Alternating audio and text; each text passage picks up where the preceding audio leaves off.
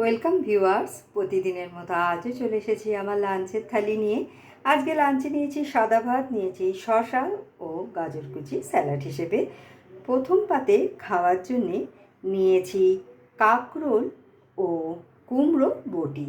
প্রথমে কড়াইয়ে সর্ষের তেলের মধ্যে কালো জিরে, শুকনো লঙ্কা ফোড়ন দিয়ে ওর মধ্যে লম্বা টুকরো করে কাটা কাঁকরোলগুলো একটু ভাজা ভাজা করে নিয়ে তার মধ্যে লম্বা করে কাটা কুমড়ো দিয়ে নুন, হলুদ ও সামান্য মিষ্টি ও ভাজা জিরের গুঁড়ো দিয়ে আমি এটা তৈরি করেছি।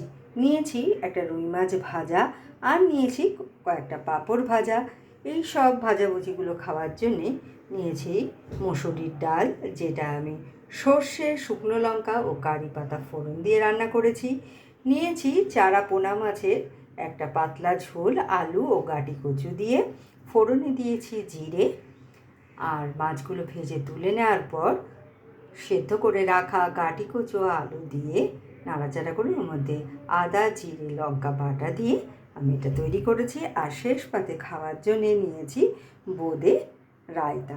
তো কেমন লাগলো আপনাদের আমার এই লাঞ্চের থালিটা?